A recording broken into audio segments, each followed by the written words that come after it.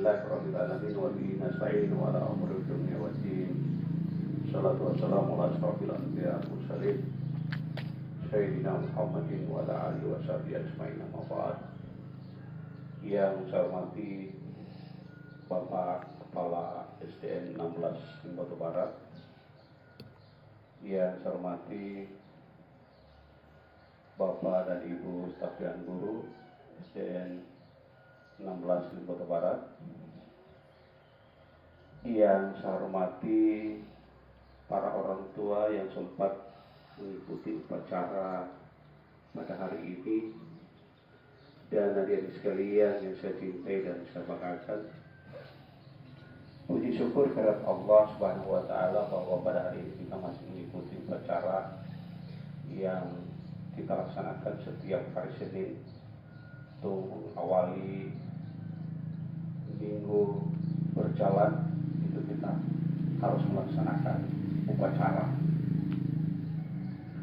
Dan tak lupa pula kita aturkan pada junjungan kita Nabi besar Muhammad SAW, pada keluarganya, sahabatnya, dan insya Allah curahan rahmat akan tercurah pada kita sekalian. Amin. Hadirin sekalian yang saya cintai, saya banggakan, upacara hari ini suasananya beda dengan upacara yang adik-adik laksanakan pada minggu-minggu kemarin, sebab yang berdiri di hadapan adik-adik sekalian itu saya sebagai pengawas bina dan bukan sebagai koordinator mutu yang guru-guru kenal bahwa saya sebagai koordinator mutu. Kapasitas saya berdiri di sini adalah pengawas bina. Berdasarkan rapat minggu lalu dengan Bapak Kadis, bahwa setiap pengawas bina itu harus melaksanakan upacara di sekolah-sekolah. Dasar penyampaian itu adalah berdasarkan temuan-temuan di lapangan, bahwa banyak masalah yang ditemukan di lapangan yang ada hubungannya dengan peserta didik.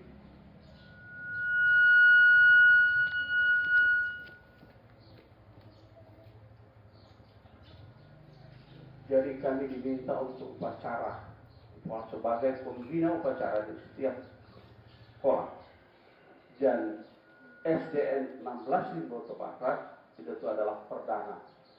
Dan selanjutnya dilanjutkan oleh Dinas Pendidikan Kabupaten Gorontalo. Mereka akan menjadwalkan setelah hari ini, mungkin minggu depan ataupun minggu-minggu selanjutnya, baik itu bidang Dikdas, bidang GTK akan turun ke sekolah-sekolah.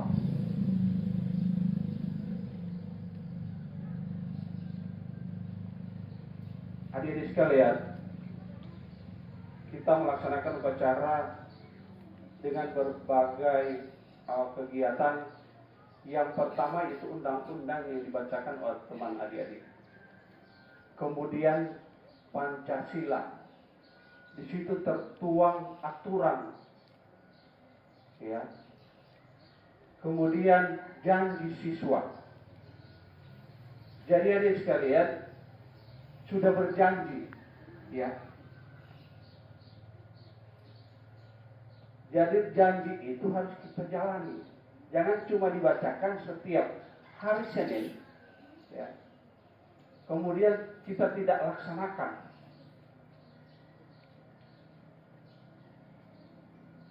Nah, banyak kejadian di sekolah-sekolah itu kasus-kasus pembulian, ya. Itu pembulian.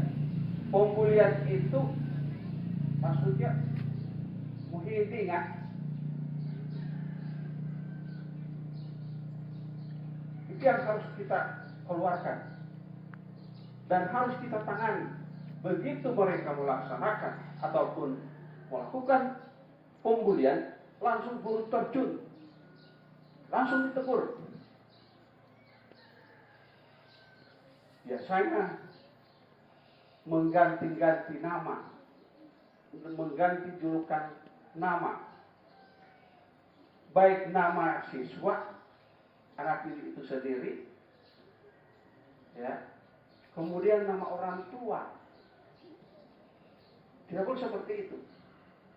Itu langsung ditegur.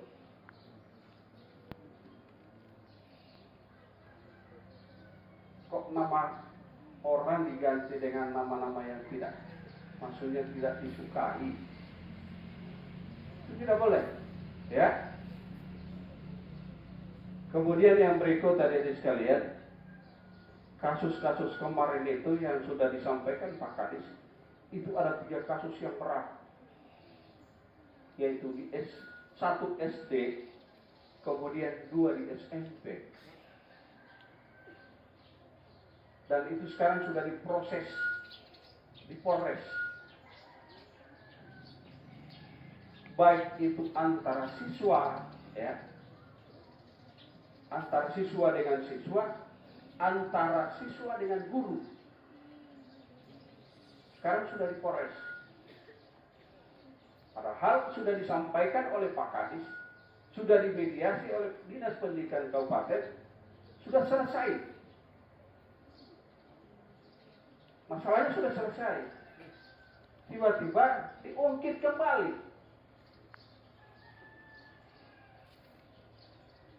Seperti antara siswa dengan siswa. Sudah diselesaikan di pihak dinas. Kemudian pembiayaannya sudah dibayar untuk biaya pengobatan 2,5 juta. Setelah itu diungkit lagi diminta 30 juta. Nah itu yang terjadi seperti itu. Kasihan orang tua yang tidak mampu. Nah ini seperti itu yang harus kita tangani, harus secepatnya. Misalnya ada siswa yang melakukan pelanggaran, harus kita langsung tegur. Kemudian yang berikut, kami juga mengharapkan kepada, berhubung ada orang tua murid yang ada di sekitar sekolah ini yang mendengar suara kami, mengharapkan pendidikan itu bukan hanya di sekolah. Sebab di sekolah ini kurang lebih 8 jam atau 6 sampai 8 jam mereka berada di sekolah. Selebihnya itu di rumah. Jadi itu harapan kami sebagai Dinas Pendidikan Kabupaten Gorontalo, dan mereka akan turun ke sekolah-sekolah. Kemudian yang berikut, saya mengucapkan terima kasih kepada SDN 16 di Kota Barat, dan saya tidak berpikir bahwa SDN 16 ini seperti ini.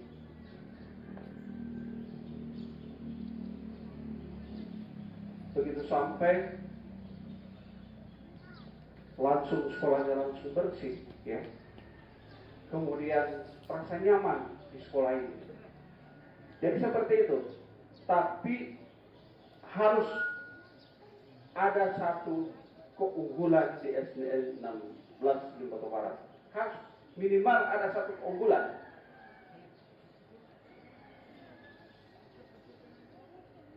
Di antaranya adalah sebagai sekolah berwawasan lingkungan. Tolong digalakan, sebab sekolah ini sudah jadi untuk menjadi sekolah berwawasan lingkungan. Sekolah adiwiyata. Kemudian yang berikut, sekolah sehat. Sekolahnya bersih.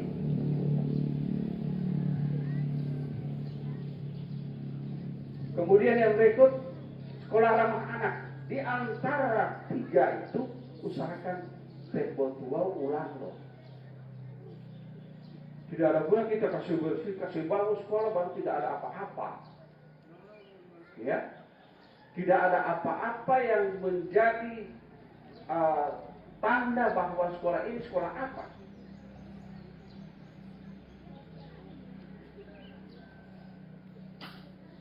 masa di SDN 17 jadi sekolah berwawasan lingkungan tingkat provinsi. Dan 17 di atas. Dan akan diusulkan ke tingkat nasional. Kok kita di bawah tidak bisa? Di sisi lain fasilitas kita sudah siap. Sudah jadi di sekolah. Tinggal dari kita.